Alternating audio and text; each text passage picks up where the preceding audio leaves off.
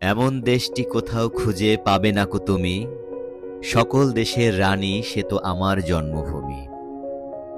বাংলাদেশ প্রিয় মাতৃভূমি, অসাধারণ সৌন্দর্যে পরিবেষ্টিত একটি দেশ। সিলেটের বিছানাকান্দি যাওয়ার পথে প্রত্যেকটা জায়গায় যে নদীটি দিয়ে আমরা ছোট্ট একটি ট্রলারে করে যাচ্ছিলাম, প্রত্যেকটা জায়গায় প্রত্যেকটা সিন অসাধারণ সুন্দর। কোথাও দেখেছি আমরা হাঁস খেলছে নদীতে, কেউ পাথর কুড়াচ্ছে, গোসল করছে, থালা বাসন ধুচ্ছে, জামা কাপড় ধুচ্ছে। নানান সিনারি আমরা দেখতে দেখতে বিছানাকান্দি যাচ্ছি। এখানে প্রায় 1 ঘন্টার পথ, কম সময় না, অনেকটা সময় আমাদেরকে এই ট্রলারে অপেক্ষা করতে হয়েছে বিছানাকান্দি যাওয়ার জন্য।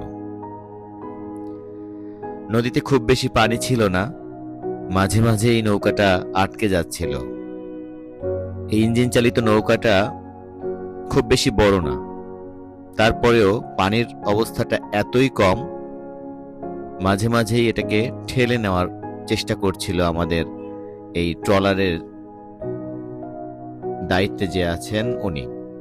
দূরে পাহাড় দেখা যাচ্ছে, দেখছেন কত সুন্দর, মনে হচ্ছে একটা সৌন্দর্যের একটা দ্বীপে আমরা প্রবেশ করছি, অন্য একটি দেশ মনে হচ্ছে। এই পাহাড়ের পরেই হচ্ছে ইন্ডিয়া। তো যাই হোক, বিছানাকান্দি আমি এর আগেও কয়েকবার গিয়েছি, কিন্তু এবারের জার্নিটা ছিল অসাধারণ। কেন? কারণ ওয়েদারটা খুবই ভালো ছিল। ফ্যামিলি সহ এবার যাওয়া হয়েছে, সাথে আমাদের ফ্রেন্ডরা ছিল, ফ্রেন্ডদের ফ্যামিলি ছিল। খুবই মজার একটি ট্যুর। বিছানাকান্দির এই নদীটি এতটা স্বচ্ছ পানি, তলদেশ পর্যন্ত খুবই স্পষ্ট দেখা যায়। নুড়ি পাথর, সিলেট সেন বালু ভর্তি। দেখুন কি সুন্দর, রাজহাঁস খেলছে, সাঁতার কাটছে, চমৎকার দৃশ্য।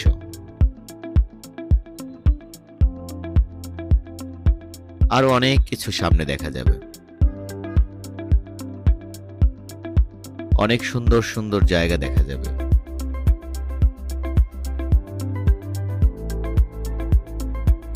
খরস্রোতা নদী, একদিকেই প্রবাহিত হচ্ছে নদীর পানি। পাহাড় বেয়ে এই পানি সমতলের দিকে চলে যাচ্ছে। আসলে পাহাড়ি যখন ঢল নামে, এই নদী উপচে পড়া ঢেউয়ে এলাকা প্লাবিত করে ফেলে, তবে কিছুক্ষণ পরেই আবার ঠিক হয়ে যায়। 2 ঘন্টা 4 ঘন্টা বৃষ্টির পরবর্তীতে প্রচুর বৃষ্টিপাত যদি হয়, এই পাহাড়ি ঢলে এই নদী তখন পর্যাপ্ত পানিতে উপচে পড়ে, আশেপাশের মানুষজনের অনেক ক্ষয়ক্ষতি সাধন করে। তখন দেখুন এখানে একটু জনবসতি দেখা যাচ্ছে। উনি হচ্ছেন আমাদের হেল্পার এই ট্রলারের। সে আমাদেরকে এই বাঁশটা দিয়ে সে বিভিন্ন জায়গায় যখন নৌকাটা আটকে যায় তখন এটা থেকে ছুটায়, সেটা থেকে এই বাঁশটা দিয়ে সেটাকে ঠিক করে দেয়। এখন একটু পানি আছে, এই জন্য খুব দ্রুত চলছে।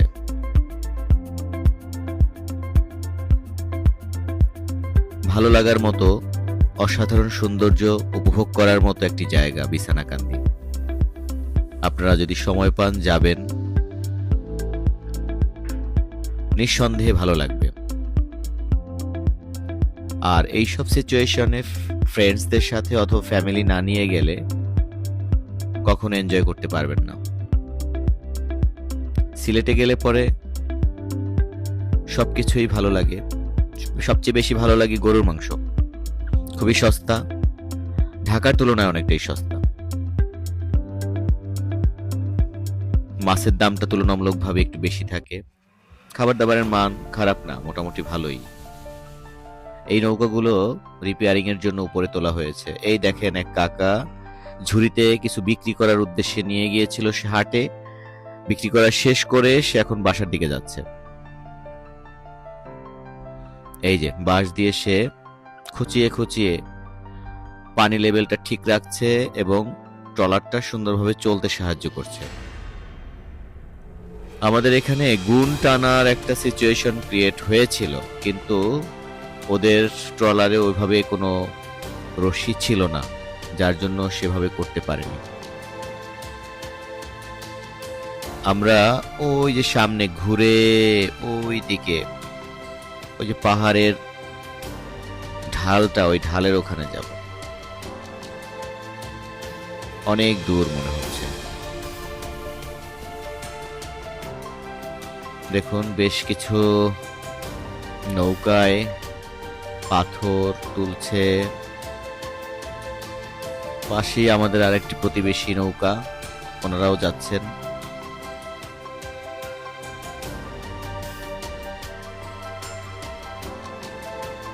এখানে পানি কম, অনেক কম। এই যে আমাদের হেল্পিং হ্যান্ডস, সে নদীতে নেমে গেল। সুন্দর, অসম্ভব সুন্দর। এই যে ট্রাকে করে তারা নুড়ি পাথর, সিলেট স্যান্ড এখান থেকে নিয়ে যাচ্ছে।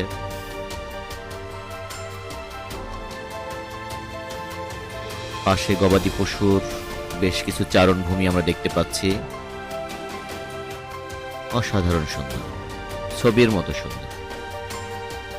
ভাবতেই অবাক লাগে আমাদের বাংলাদেশ কতটা সুন্দর। দেখুন নেট দিয়ে, ঠেলা নেট দিয়ে মাছ ধরতেছে।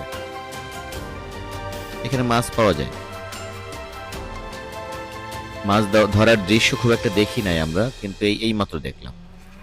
এই যে পাশে দেখেন জনবসতি কিছু, এখানে ওনারা গরু ছাগল লালন পালন করেন। এই জায়গাটায় বেশ পানি মনে হচ্ছে, এখানে বেশ গভীর। আরো অনেক দূর মনে হচ্ছে। এখান থেকে ডানের দিক দিয়ে ঘুরে তারপরে বায়ে যাব আমরা। বায়ে গিয়ে ওখানটাই বিছানাকান্দি, দেখার মতো সুন্দর একটি জায়গা।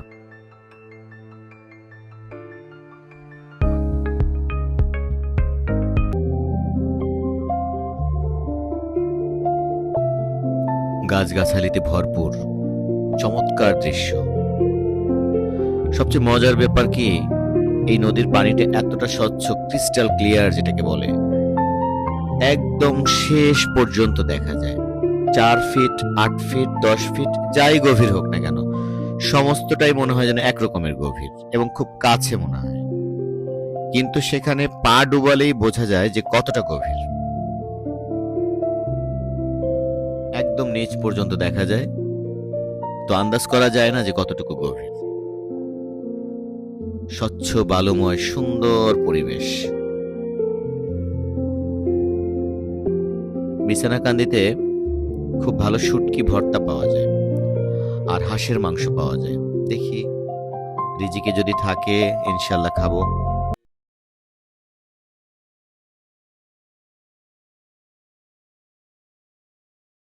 অসাধারণ সুন্দর। দেখুন এখান থেকে নদীটা ওয়াইড অনেক বেশি, অনেক ওয়াইড। আমার মনে হয় এখানে গভীরও অনেক।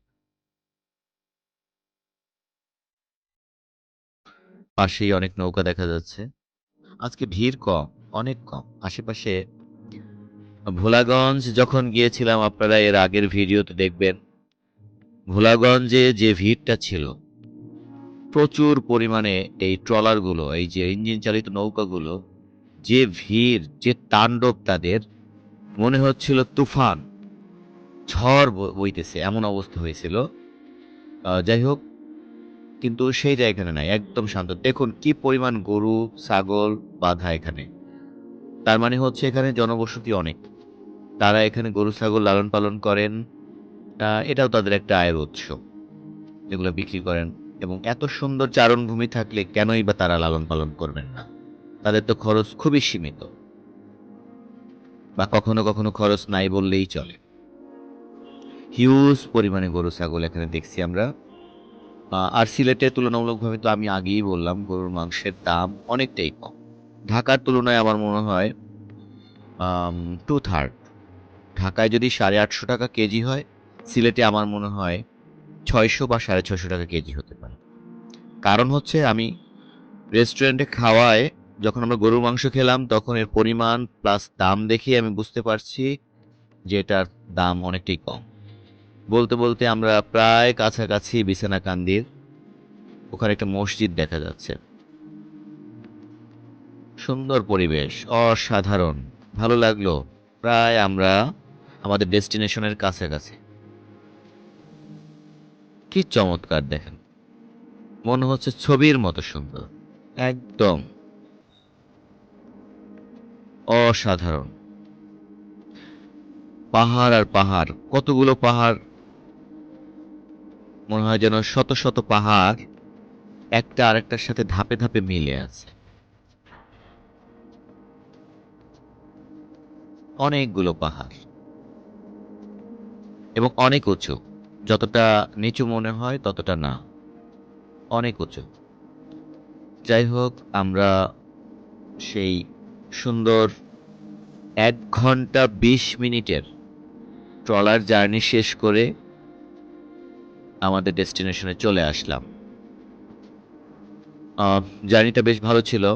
আজকে ওয়েদারটা চমৎকার ছিল। কারণ কি, রোদ খুব একটা ছিল না, বৃষ্টি তো ছিলই না। তো সব মিলিয়ে খুবই ভালো লাগলো।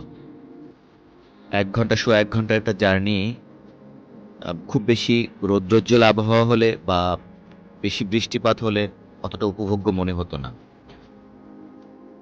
তো আমরা ডেস্টিনেশনে চলে আসলাম। আমাদের ট্রলার এখনই নোঙর করবে।